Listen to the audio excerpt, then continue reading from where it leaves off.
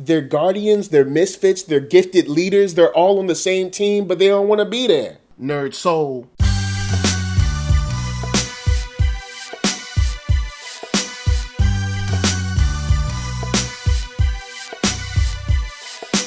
Late Ill Kid at OneYoungsta holding down, bringing that street geek and nerd soul. And what is up, my people? You know what it is. It's Talk Shop, and oh yeah, we about to get into it, talking about some cool comics. And today we're going to be talking about, that's right, Freestyle Komics Heroes International #1 and #2. Before I get started and before I get all into this, you guys need to know that this comic book series kind of flows in and out of the rest of the kind of freestyle line. So you have Vigilance, who might be there, Hot Shot, stuff like that, that'll kind of control and affect the way the story is told, because Heroes International is almost kind of like a nexus point of the other hero books that Freestyle Komics has going on. Vigilance being my favorite. I love Vigilance. I tell you guys to go out and get Vigilance all the time. But today, talking about Heroes International. So let's wrap. We start out with issue 1, meeting this team that seems to be picking up the pieces of a team that came before it that was like A-class level. They were all sweet. They were all the bomb. They were like the Green Beret, Navy SEAL-ish, super duper bad, tough team. But those teammates and that team has since been disbanded. They have gone away. Some people went here, there for money or for whatever reasons, they left. And this new team of heroes had to be assembled from maybe what was left over. And that's where you get to have some kind of lighthearted fun with a lot of people that really aren't sure if they want to be there and really aren't sure if they should be there, but are trying to find their powers and themselves inside of a situation where they don't know whether they want to be there or not. And leading this off is our team leader, an Iron Smith, where she is trying to become the new team lead of this team that she doesn't know how to control them. She doesn't know how to lead them. She doesn't really know how to fight supervillains herself, and she doesn't know how to motivate this team into doing what is right.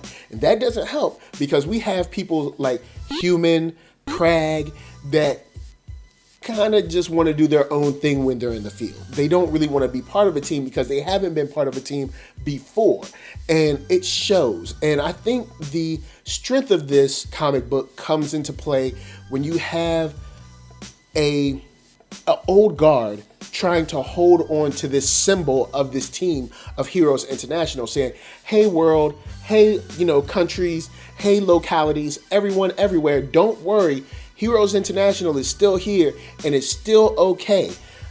But they're not really performing like the old team, and the media recognizes it, so much so that even the team members are starting to ask for, where's Vigilance? Vigilance, she's the strongest. She can fly. She has extreme powers. Why isn't she here to just come and fix this?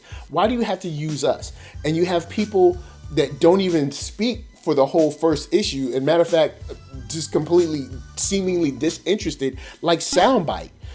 When something is going down, something's crazy, even in the first mission where they fail, doesn't even seem swayed one way or the other. And it's tough to get this team going. It's tough to get all of the players on board at the same time.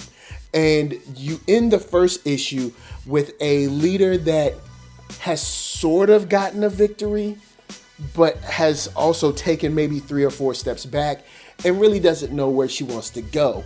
And at the start of the second, issue, we're coming into, I guess, entering or, preparing ourselves to accept new teammates, new team members, as we go to open up this crazy space prison for other people with powers. And the EHD, which is the Extra Human Division, is running this to sort of, I guess, keep the populace and the public safe. And you have this senator there that is racist, to say nicely. and you have a team full of black and brown people and women and everything that are rubbed the wrong way. But they are, since they're also young, what they're facing is a little more than just the interpersonal relationships, but also what's going on inside of them. There's insecurities that are at play, and there's also fear that is at play in this prison situation. And I won't play it all out for you because I think you guys should check out the book yourself and see what it's like. But there's a lot going on in this book. Even though it's a superhero book, there's a lot going on with the people themselves, which I think is where this book really shines. And especially being an indie book, it's really, really dope to see superheroes looked at just on a personal level. Like, yes, we just fought this superhero, but this person doesn't even know if they belong or if they should belong or not. And I think that's something cool to have while you're reading along. Now, there are a couple of things in this book that you might or might not be rubbed by the wrong way. During these 2 issues, the art style switches up pretty frequently, and staying on model seems to be a problem throughout the panels. Also, the art style at times seems to just, instead of not only changing, it seems to dip in quality from time to time. There are a couple of, there are a couple of grammatical issues in there which could take away from your enjoyment. But I think that this joint still has enough in the kids and the teammates that you're dealing with that could end up being a fun read for you guys. You know, a nice little character study about these teens and about these, young adults that are trying to fill some big shoes on a national scale. So before I go on with Heroes International, I got to remind you guys that you can check me out on blackhollywoodlive.com. That's right. They follow Black Twitter, do celebrity interviews. They follow sports, geek, nerd, tech, all of that stuff, because they are the first online network for African Americans. And you can check them out at blackhollywoodlive.com. And don't forget, you can check them out to see more of all of their interviews and everything they do at youtube.com/blackhollywoodlive. It's super dope, and I think you guys will definitely dig it. So on top of digging that, you guys should probably dig up this issue. And if you're not too keen on this, don't let that stop you. Dig this up and maybe an issue of Vigilance and see how they correlate to each other.